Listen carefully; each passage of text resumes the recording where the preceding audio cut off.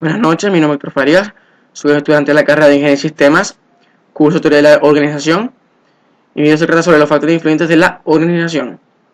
Partiendo de la definición de las organizaciones, podemos decir que son estructuras sociales diseñadas para lograr metas o leyes por el medio de los organismos humanos, o de la gestión del talento humano, y otro tipo. Están compuestas por sistemas interrelacionados que cumplen funciones especializadas. También es un convenio sistemático entre personas para lograr un propósito específico.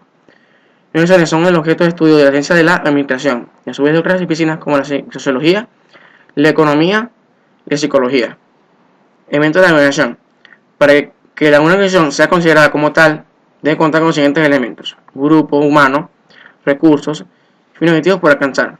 Estos elementos se deben combinar y relacionar dinámicamente con características que los diferencian o identifican como organizaciones. De tal manera que si no coexisten, no se trata de una organización. Ellos son la gestión del trabajo, el proceso de dirección, la posibilidad de remoción o gestión del recurso humano. Los elementos mencionados interactúan entre sí. Es una red que constituye un sistema, es decir, un conjunto de relaciones en un marco pertinente para lograr propósitos determinados.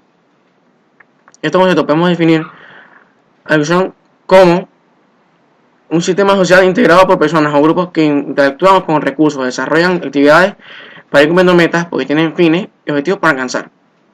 Influencia. La respuesta a la pregunta si existe alguna causa desde la perspectiva de la teoría de la contingencia es afirmativa. Es decir, que existen causas que determinan la elección de los parámetros de diseño. Estas causas se denominan como factores de contingencia. Y básicamente son de la edad de la empresa, el tamaño de la misma, el tema técnico que utiliza y el entorno en que se mueve dicha empresa. Según la teoría de la contingencia de una organización, será eficaz si existe una adecuada combinación entre los parámetros de diseño utilizados para realizar la estructura objetiva de la empresa, un adecuado ajuste de los parámetros de diseño con los factores de contingencia. El poder es la capacidad que tiene una persona sobre otra que le está subordinada. La autoridad es que se define como la potestad o facultad para realizar algo. Finalmente significa una o más personas revestidas de algún poder o mando. La autoridad dentro de una empresa se mide desde el punto de vista del rango o título que poseen dentro de una organización.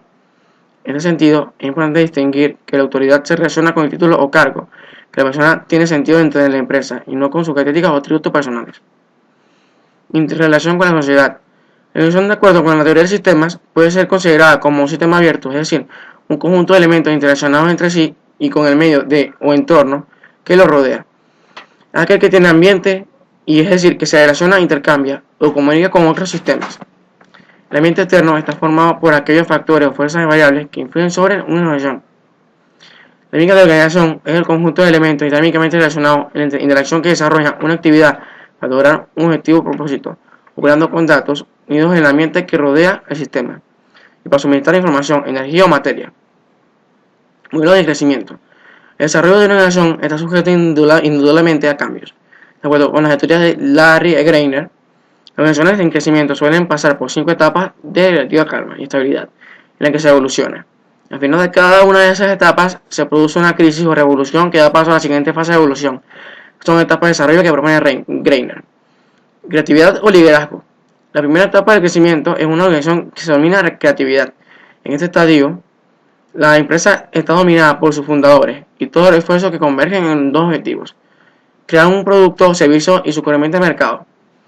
Según el propio Greiner, normalmente los fundadores tienen de carácter técnico o de emprendedor y no dan ninguna importancia a los aspectos relacionados con la gestión y sus energías físicas y mentales. Están entregados a producir y a vender un producto o servicio. Con todo, a medida que la organización crece, los problemas relacionados con la gestión y la dirección no se pueden solventar de manera informal, sin prestar atención de lo que se merecen. Aquí surgen las primeras crisis. Las personas que han puesto en marcha el negocio se agobian con la incipiente necesidad de gestión de responsable que reclama la empresa, por lo que la aparición de conflictos está servida. Dirección o autonomía. Es el momento en que aparece la crisis de liderazgo y se inicia el primer periodo de revolución dentro de la empresa. Al final de todas las adquisiciones, lo más probable es llegar a la formulación de una pregunta de este tipo: ¿quién va a sacar la organización de la crisis y quién va a orientar de nuevo sus pasos? La organización pasa por fichar, y en mayoría de los casos un gerente o director general, sea profesional de la gestión, que sea aceptado por los fundadores y que sea capaz de sacar el aspecto de organización. De esta manera se alcanza la segunda etapa de evolución, realizada por un crecimiento basado en proyección y gestión eficientes. Durante la fase, el director y su staff concentran sus manos a la responsabilidad de dirigir la organización, por lo que los directivos que están debajo de ese nivel pierden autonomía en sus decisiones. Poco a poco, los niveles inferiores reclaman su autonomía perdida, lo que conduce a la siguiente etapa de revolución. Se entra en una crisis que se sale, según Greiner, aumentando la delegación y control. No es fácil que los directivos acostumbrados al éxito gracias a la concentración de las responsabilidades las deleguen. En consecuencia, esta etapa de revolución puede constituir un riesgo para muchas organizaciones. A partir de la etapa de delegación, la empresa desarrolla una estructura de organización centralizada, lo que repercute en la motivación de los niveles inferiores. Sin embargo, este proceso puede traducirse en una crisis que tenga como principales protagonistas de altos directivos. Algunos de ellos pueden sucumbir ante la pérdida de control directo que comporta la centralización.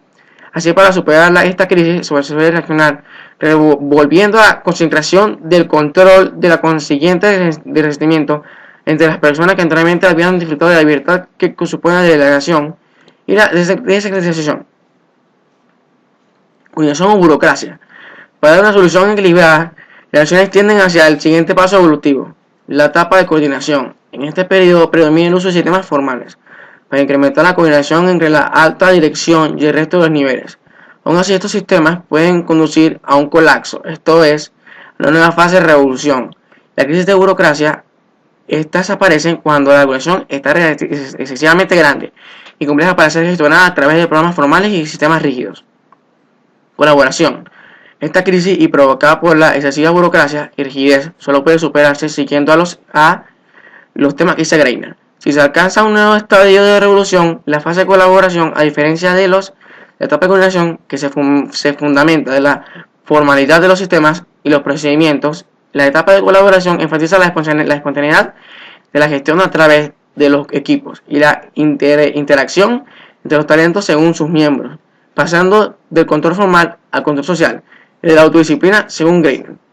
Aquí se define el modelo de Greiner, que no apunta que consiste en la siguiente revolución.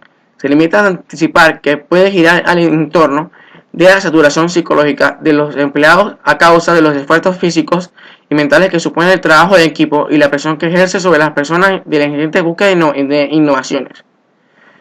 Esto es todo por el sistema de los factores influyentes de la organización. Gracias por su atención.